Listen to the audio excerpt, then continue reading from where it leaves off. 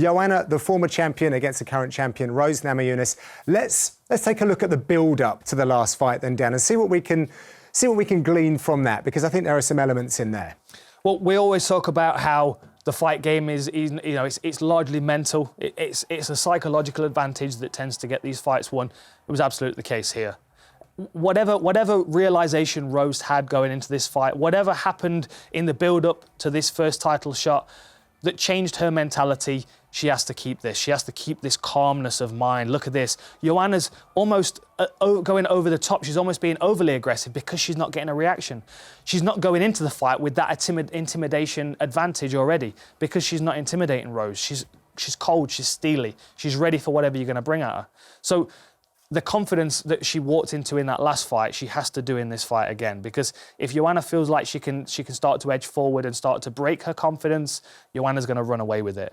Whereas if Joanna steps in and she's faced with a Rose Namajunas that was this Rose, who wouldn't give any ground at all, look at that, nose to nose. Rose was absolutely not going to let Joanna off the hook at all in this fight, even to the point where she was quite confident stepping into range and allowing Joanna to throw a little bit. Then she starts to measure the range and starts to get Joanna to fall short, which was very nice as well. Now, the thing that caught her here, and I've thought about this over and over again, because Rose was talking about how the left hook, they knew that was going to be a key in this fight. They knew that there was going to be a gap in there. Now, when you watch people attack Joanna, she does the typical Thai boxing thing where she posts her hands out, which is excellent in big gloves when you fight in Muay Thai. But in these little gloves, when those hands can sneak around the sides, putting your hands out to block can leave your chin open, and that's exactly what happened here. Watch this. As Rose is stepping forward, you see Joanna reach out with both hands. Bang! And it comes right around the side. It's beautiful work. You see it in the replay again in a second. But you've got to think that Rose has done that once now. Look at this. Watch her reach forward with that hand. You can see she posts out. It gives that opportunity for Rose to find that left hook around the lead. It was beautiful work. It was something that you've got to think, her and her coaches, Pat Barry, Trevor Whitman, they've studied and learned and found the holes in Joanna's game. And the benefit is that there's a lot of footage on Joanna now. They can go back through several title fights and watch 25 minutes of her kickboxing. It was an amazing performance, but for me, it just goes to show how confidence is key in all of these fights. Even if you are, at a technical disadvantage, if you believe that you can put that left hook on your opponent's chin and they're not going to be able to stop you, you can walk away with the world title. And what's crazy is Rose is a strike to strangulation type of fighter and admits to being that way as well. And she was measuring that left hook, I think 3 times she threw it. Yeah, she did. She threw it 3 times. She knocked her down once with it. The other one fell short. She knocked her down, and then that reinforced that she knew it was there. She knew she was encouraged to stick with that game plan.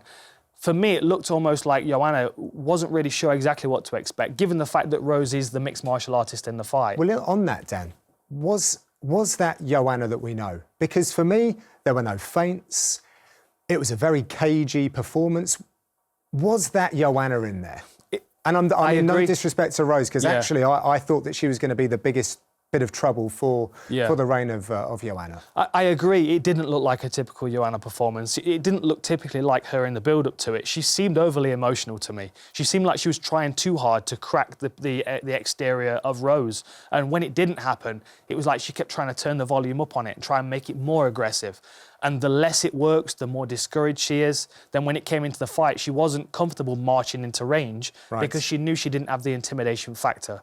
So now she has to fight on an even footing against someone who's very much a mixed martial artist. Is she going to kickbox with me? Is she going to level change? And when Rose starts walking into Joanna's range and quite happy to trade punches, again, those seeds of doubt start to grow in the champion's mind. And Rose ran away with it. One last thing on this, Dan. Do you therefore think that Joanna maybe needs to dial down those antics to let herself just be a little bit more natural? I absolutely agree. If I was in Joanna's corner, I'd say just hold it back a little bit. Be calmly confident in this one. Do the face-off, do the looking up. Be yourself, Exactly, be yourself, but don't be in your opponent's face, pointing and yelling at them, especially if there's nothing coming back at all. Yeah. It's just a waste of energy. Yeah, okay. It can be used as a tactic against her as well. I mean, if that's a vulnerability that was shown in the first fight, then you've got to think that it's only going to fill Rose with confidence if Joanna's being overly aggressive in the face-offs again. If you want a bit more detail on the women's strawweight fight, we actually covered it at UFC 217 inside the Octagon, I think it was, so go and give that a look. But for now, we are done. Enjoy the fights. Oh my word, UFC 223 is going to be off the hook. Keep the conversation going about this analysis using the hashtag InsideTheOctagon, and we will be back for the next pay-per-view. Thanks for watching.